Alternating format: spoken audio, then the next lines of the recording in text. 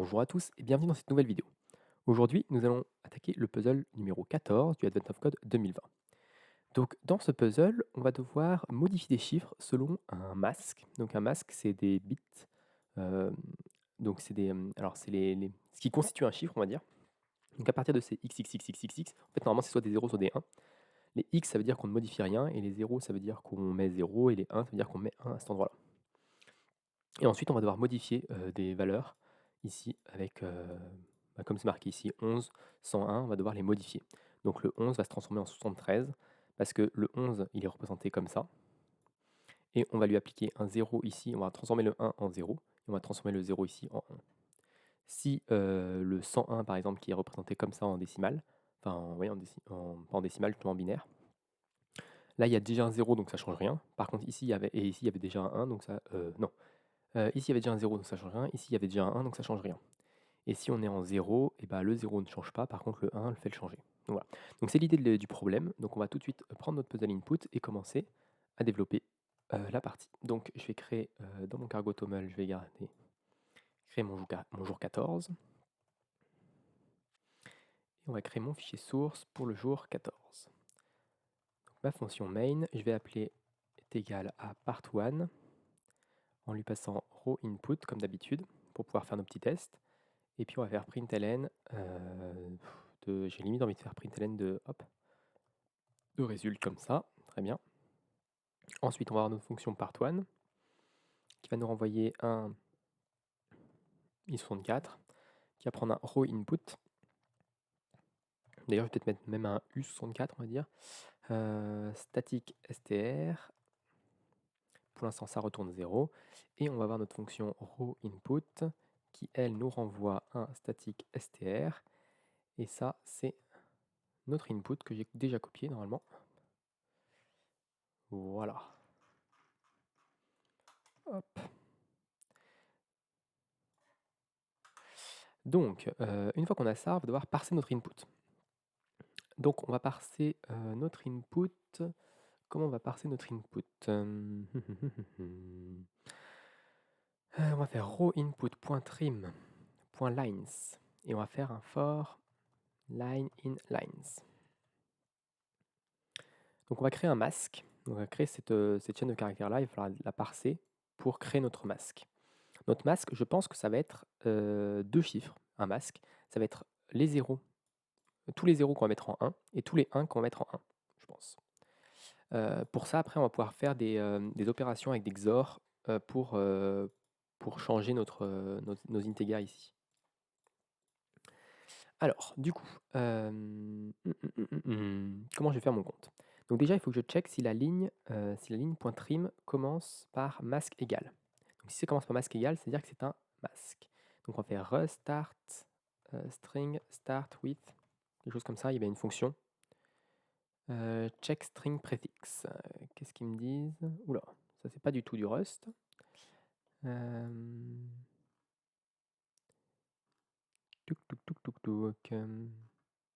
y a une fonction qui s'appelle start with. Ok, donc c'est parfait.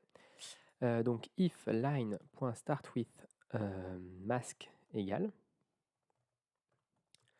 Dans ce cas-là, qu'est-ce qu'on va faire? On va line.trim.startWith.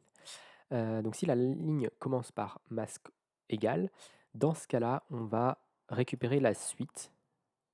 On peut faire un split at. Donc on pourrait faire un split at, let, rien du tout, et masque as string est égal à line.trim.split at la length de ça.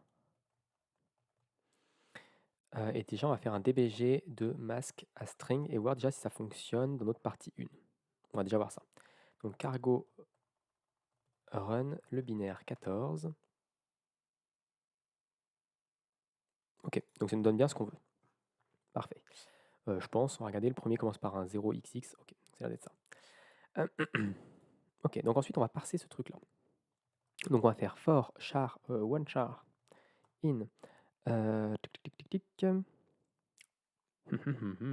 in mask as string.chars.reverse. Donc on va commencer par la fin. on va avoir un let mut position est égal à 1 par défaut. On va avoir let mut zeros est égal à 0. Let mut once est égal à 0. Donc ça va être un U64. Ça va être un U64. Je vais les mettre explicitement parce que vu qu'on touche à des bits, je préfère avoir des choses qui sont strictes parce que je ne sais pas si par défaut, un 1 pour Rust c'est du U64 ou c'est du U32 ou autre chose. Ok, ensuite, ce qu'on va faire, c'est qu'on va parcourir ça et qu'on va dire match one char. On va match les caractères. Donc si c'est un 0, ce qu'on va faire, c'est qu'on va faire zeros plus égal position. Ok. Si c'est un 1, on va faire once plus égal position. Si c'est autre chose, on va rien faire.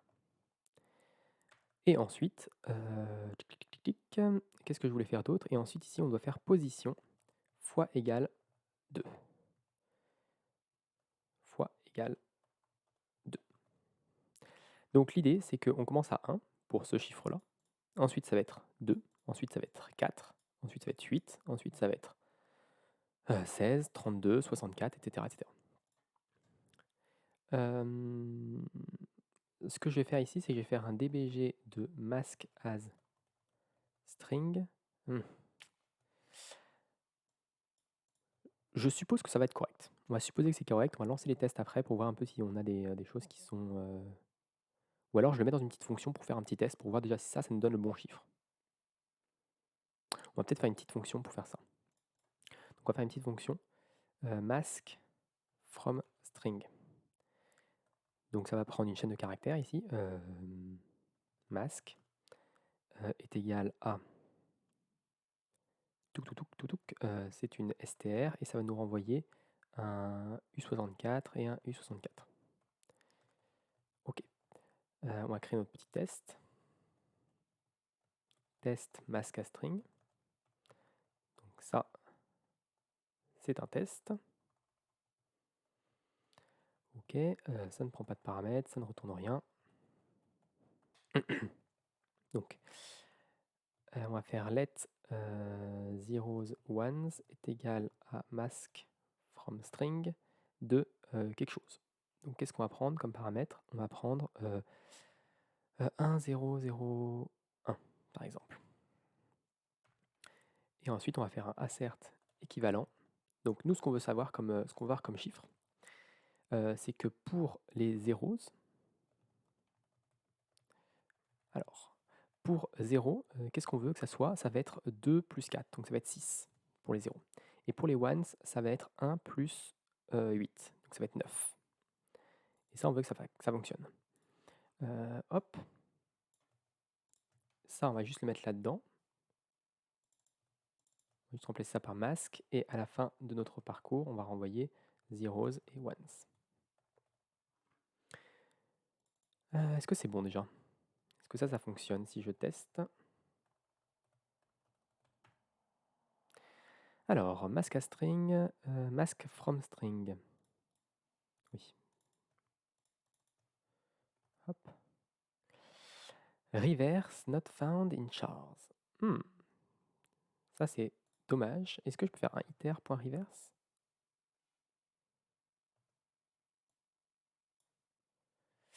Ah, ça m'embête. Est-ce que je peux... C'est un peu embêtant. Pourquoi on ne peut pas faire chars est égal à ça, point collect? C'est pas très performant, mais il y a peut-être une manière plus simple de le faire. Mais chars.iter.reverse.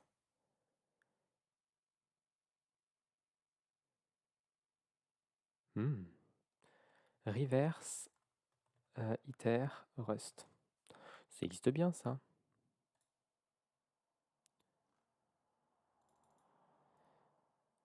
Reverse iterator in rust. iter.rev, ok. Donc là, c'est rev. C'est dommage, je sais pas pourquoi ils ont pas appelé ça reverse. Ok. Et donc là, on va faire mask.chars.rev. Est-ce que ça fonctionne? Oui. Ok, et donc du coup, ici, on peut juste dire let zeros, ones est égal à mask from string, mask à string. Ok. Ok, donc ça passe. Donc ça, c'est notre test, ça veut dire que ça nous donne bon résultat. Ok. On va juste faire un petit test avec des x, juste pour tester. Si je mets xx et 1, 1, alors les 0, ça va être 0. Et les ones, ça va être 1 plus 2, donc 3. Ok, donc nos tests passent. Ensuite, une fois qu'on a ces deux trucs-là,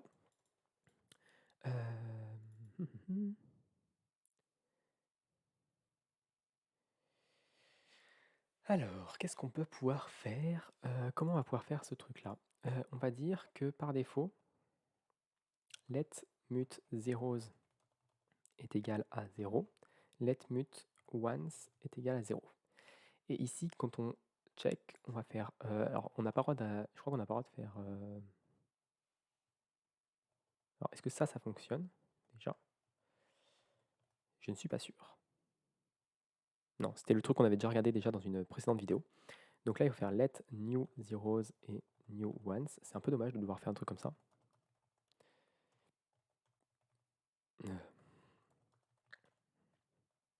Ok, c'est pas très joli, mais bon voilà. Ok, donc l'idée c'est que maintenant on va pouvoir parser le reste de la ligne. Donc là, normalement, ça devrait fonctionner, je pense. Ouais. Et donc on va pouvoir parser la suite. Donc le même truchmuche là. Ok. Donc ça va être un H7, je pense. Donc si on commence pas par ça, qu'est-ce qu'on va faire? Si on fait un else ici, donc on va split par le égal déjà, je pense.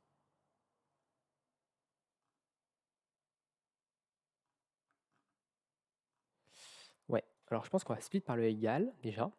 Donc on va avoir un let mem et value égale à line.trim.split par ça. Ok. Donc la value, ça va être facile, on va la parser. Et le même, c'est un peu plus compliqué. Parce que même, du coup, ça va nous donner ça. Et du coup, il faudra récupérer juste ces valeurs-là.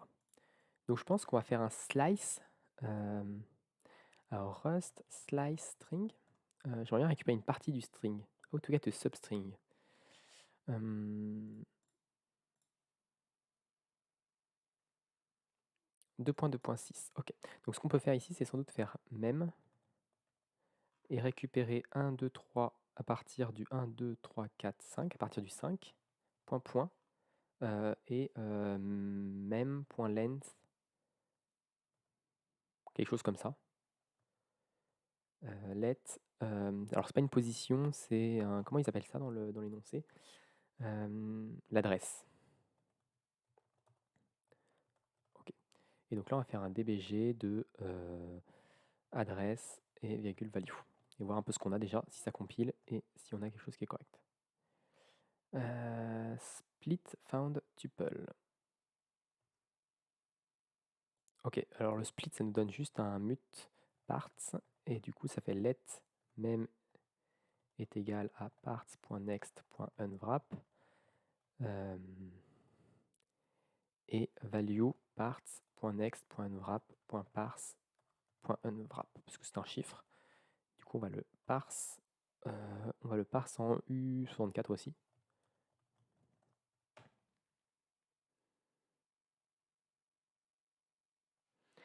The size of str, peut-être rajouter ça.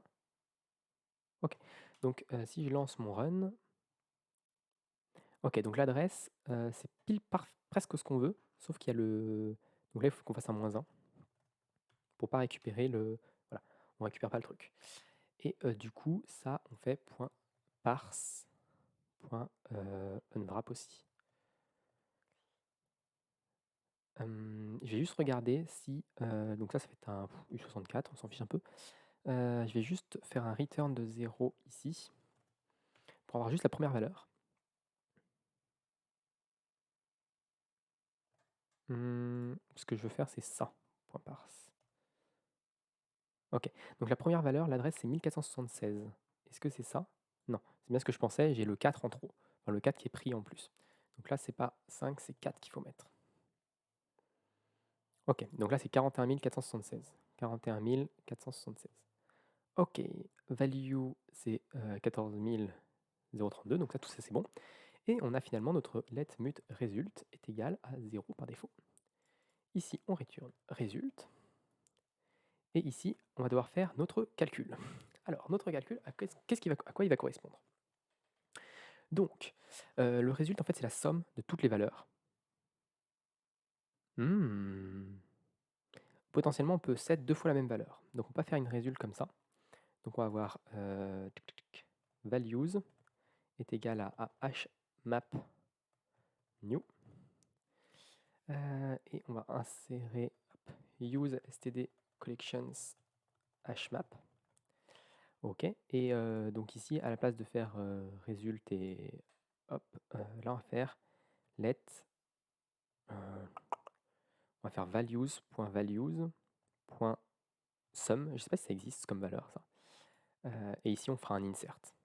Ici on fera un values.insert dans adresse, on va insert value. Ok, ça a l'air de fonctionner. Donc maintenant, et maintenant que ça a l'air de fonctionner, on va devoir changer de 3 choses. Parce qu'on ne veut pas insérer la value, on veut insérer la value modifiée. Donc la value de base, c'est ça, par exemple, c'est 11. Donc 1, 1, 0, 1. Et nous, on veut que mettre un 0 à chaque fois qu'il y a un 0 ici, je vais mettre un 0. Et je ne sais pas si je vais pouvoir le faire facilement. Alors le 1, c'est assez facile. C'est un OR. Le 1, c'est assez facile. C'est un OR. Donc là, on va faire let mut value. Et je pense que si je fais value OR égale, alors on peut le faire à la main, value OR once, ça va mettre des 1 partout où il y a un 1 ici. Forcément. S'il y a un 1, forcément la fin sera un 1. S'il y a un 0, ça sera la valeur qui sera au-dessus. S'il y avait 0, ce sera 0. S'il y avait un 1, ce sera 1. Donc ça, c'est pour gérer les 1. Ensuite, pour gérer les 0, alors comment c'est? C'est je veux l'annuler forcément que ce soit faux. Pour gérer les 0, alors moi je vous rappelle que j'ai un 1 ici. J'ai pas un 0, j'ai un 0 partout et j'ai un 1 juste à cet endroit-là. Donc si je veux un 0, je vais peut-être faire un XOR. Parce que si c'était un 1, 1 XOR 1, ça va faire 0. Parce que XOR, c'est un OR, mais exclusif. C'est-à-dire que si c'est 1, 1, ça veut dire faux. Si c'est 0, 0, ça veut dire faux. Si c'est 1, 0, ça veut dire vrai. Donc, si c'est 1, 1, ça va faire 0, donc c'est ce que je veux. Si ici plus haut, j'ai un 0, 0, 1, 0, 1, ça va faire 1. Alors, j'ai plusieurs cas possibles et je vais les noter pour voir mon truc. Donc, imaginons que j'ai un chiffre, c'est 0, 1, 0, 0, 1, 0, 0, 1, par exemple. Ça, c'est ma value. Ensuite, j'ai mes zeros. C'est 0, 0, 0, 1, 1, 1, 0. Donc là, c'est inversé, on va dire, à ce niveau-là. Je vais mettre des zéros à cet emplacement-là. Donc mon résultat que je veux obtenir, c'est 0, 1, 0, 0. Ici, c'est forcément 3 0 et ici, c'est un 1. Ok, ça, c'est mon résultat que je veux obtenir. Donc maintenant, quelle est l'opération qui m'aide d'aller ça et ça? Ça me donnerait ça. Est-ce que c'est un AND? Est-ce que c'est un OR? Et c'est un XOR? Et la question qui vaut cher, c'est est-ce que même c'est possible? Parce que ça se trouve, c'est pas possible à partir de ça. Donc, un AND, ça me paraît pas possible, parce qu'un AND, par exemple, ça ne matche pas déjà. Parce qu'un AND, ça veut dire si 1 et 1, ça ne matche pas. Un OU, donc si c'est 1 ou 0, si c'est 1 ou 0, ça me donnait 1. Si c'est 0 ou 1, ça me donnait 1. Donc c'est pas bon. Un XOR, ça veut dire que si ça 1 et 0, ça me donnait 0. Non, ça me donnait 1. Et ça me donnait 1 aussi. Donc ça, c'est bon. Donc si je le note, le est c'est typiquement pas bon parce que le S, ça va me faire un 0, 0, 0, 0, 1, 0, 0, 0. Donc ça, c'est pas bon. Le OU, ça va me donner 0, 1, 0, 0, 1, 1, 1 et 1. Donc c'est pas bon non plus. Le XOR, que je peux pas taper parce que je vous rappelle que j'ai un problème avec mon clavier, accent circonflexe. Je ne peux pas taper d'accent circonflexe avec mon clavier, ce qui est stupide. Hop, on est obligé de le copier-coller depuis Wikipédia. Donc le XOR, lui, il faut que c'est un OU exclusif, je crois, c'est ce que ça s'appelle. Donc ça veut dire que si c'est 0, 0, ça va être 0. Ça va être 1. Ça va être 0, 0, 0, 1, 1. Et là, ça va être 1. Ça va être un 1, 0. Ça va être un... ça va être 1. Donc c'est pas bon non plus. Donc je me demande, c'est les seuls 3 opérateurs que je connaisse. Est-ce qu'il y en a d'autres? Opérateurs, bit, Rust par exemple. Est-ce qu'il y a une liste des bitwise operators? Donc on a le AND, le OR, le XOR, le NOT, le SHIFT. C'est pas ce qu'on veut. Peut-être le NOT.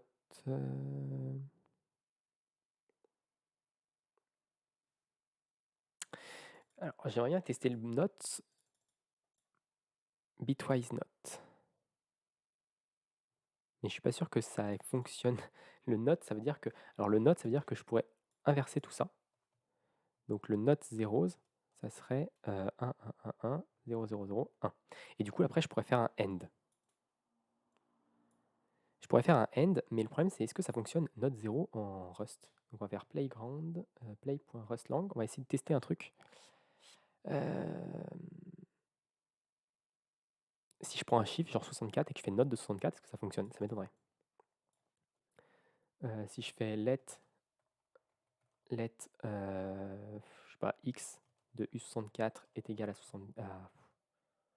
64 par exemple, ou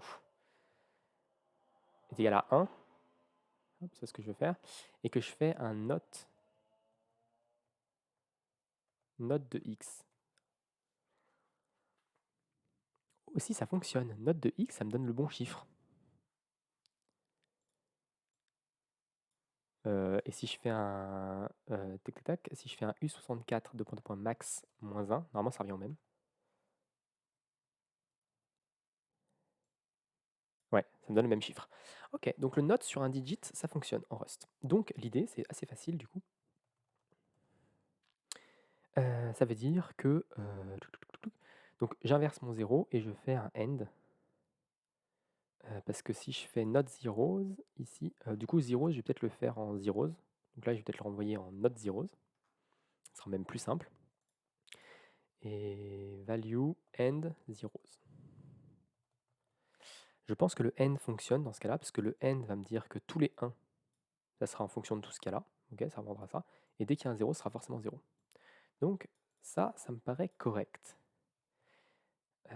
Tac. Est-ce que ça compile déjà? Oui, ça compile, ça me donne un chiffre. Donc maintenant qu'on a un chiffre, on va tester les valeurs. Est-ce que je fais mon bitmask dans une fonction? Je vais peut-être le faire dans une fonction pour tester la fonction, parce qu'il nous donne pas mal d'exemples. Donc on va faire apply mask. Donc on va avoir value, qui est un U64. On va avoir zeros, qui est un U64. Ones, qui est un U64. Et ça nous renvoie un U64. On va dire que c'est mutable, ce truc-là, et on va juste faire... Voilà. Donc ça, c'est ma fonction apply mask. Et du coup, ici, on va dire que on va insert apply mask value zeros ones. Zeros ones. Ok. Donc ça compile toujours. Normalement, ça nous fait la même chose. Ok, il n'y a plus besoin du mute, c'est tout. Et on va pouvoir tester notre apply mask. Fn test apply mask. Donc l'idée, c'est que c'est un test. On va avoir un mask, donc let zeros ones est égal à mask from string. OK. Ensuite, on va avoir un assert équivalent. Et donc là, on va pouvoir tester les exemples qu'il nous donne. Donc là, par exemple, la value, c'est ça. Donc la value, c'est 11.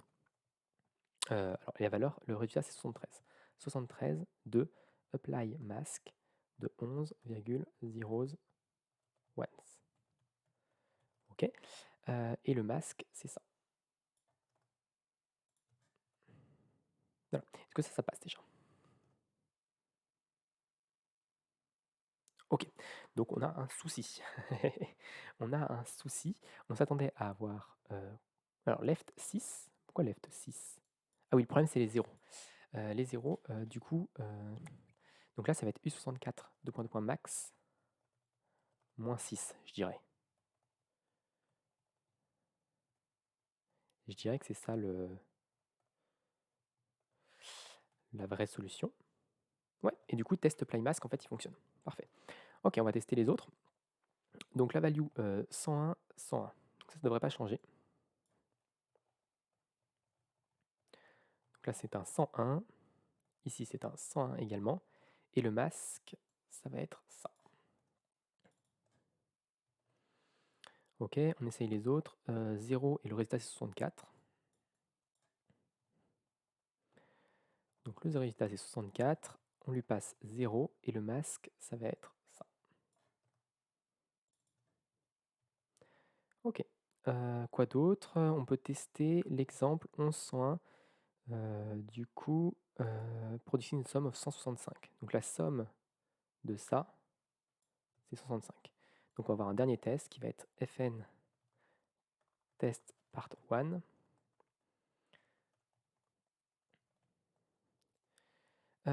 Assert équivalent à, on a dit c'était combien la valeur? 165 de part 1 de ça. Part 1 de ce truc-là. Voilà, on va lancer les tests, voir si tout passe. Tout est passé dans les tests, donc on peut maintenant lancer notre cargo run. On obtient un chiffre, et on va voir si ce chiffre est correct. Ce chiffre est correct, donc c'est parfait, on a bien résolu notre problème.